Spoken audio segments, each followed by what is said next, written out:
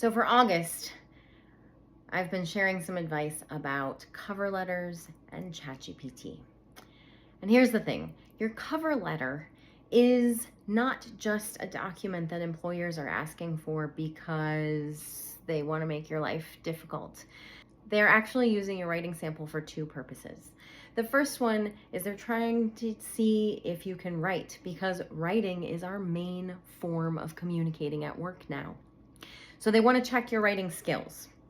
And your cover letter is supposed to show that you can write clearly, competently, engagingly, and with purpose. And it shows that you understand some of the written conventions. Conventions meaning the ways in which documents are formatted, the ways that business language is supposed to sound. So you're revealing that you have some of that knowledge through your cover letter. Essentially, the main purpose of the cover letter is to show that you can communicate effectively at work. The second purpose of the cover letter is to let the people who might hire you decide if they like you. So they're reading your cover letter, trying to figure out if this is a person that they want to work with.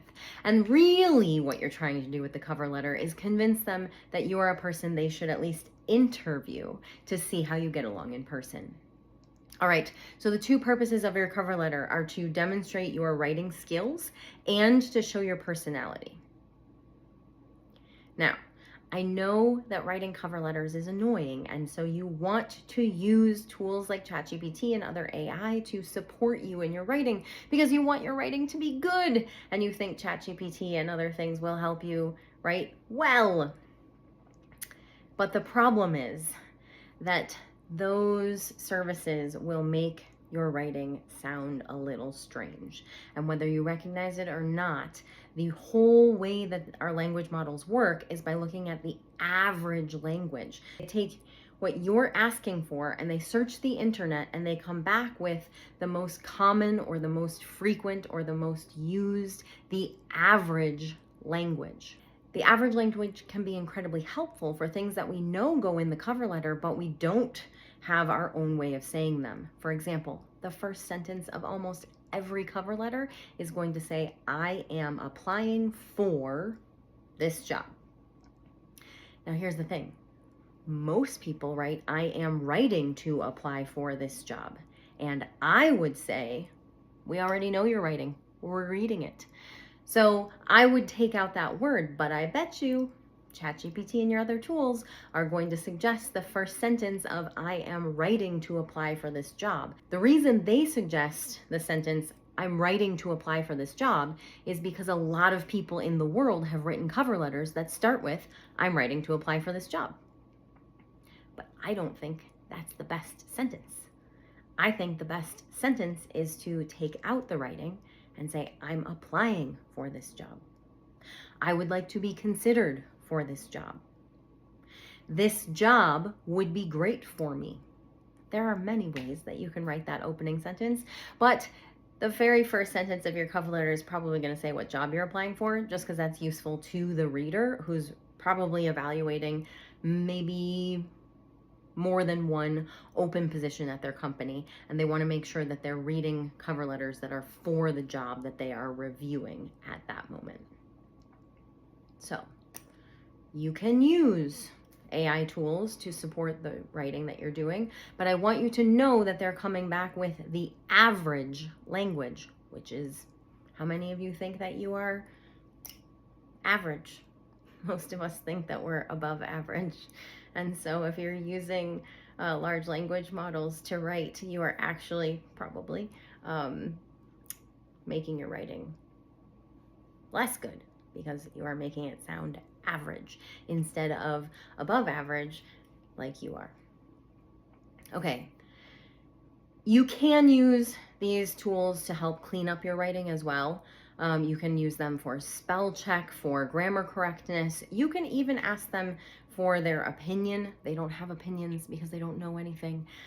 You can ask them for feedback. Their feedback is usually really general. You can ask them to just generally make you feel good about the writing that you've done. But I would caution you from letting any of these devices write your entire cover letter for you. It really is supposed to illustrate your own writing skills to the best of your ability, and those can be supplemented with AI, but I don't want them to be reduced by AI.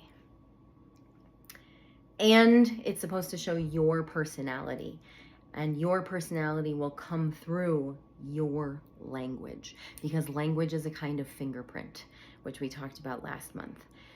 That fingerprint means that all of the words that you use and the order that you use them and the way that you use them give other people information about your knowledge and education and culture and background and all kinds of things that help them understand who you are and what you're like, even up to what your personality is. So when we use those large language models, they're making all of us sound like everybody else. And the thing is, I'm not like everybody else. My writing doesn't sound like everybody else. And if I wanted someone to hire me, I want them to hire me because of how I am, not because I'm like everybody else. So what I'm really asking you to think about is how you can use ChatGPT and other AI tools to enhance your writing. That means if it suggests words that you don't know or you don't use, do not accept those suggestions. If the writing doesn't sound like something you would say, don't accept those suggestions. But if it's helping you come up with ideas for how you can phrase something, or ideas for how you can tell a story, it can support you, it can help you generate ideas, and it can definitely check your grammar and spelling and punctuation. But I don't want you to end up submitting a cover letter that has no personality and that is not a good reflection of your own writing skill. So use those tools carefully to support and enhance the way that you are writing your cover letter.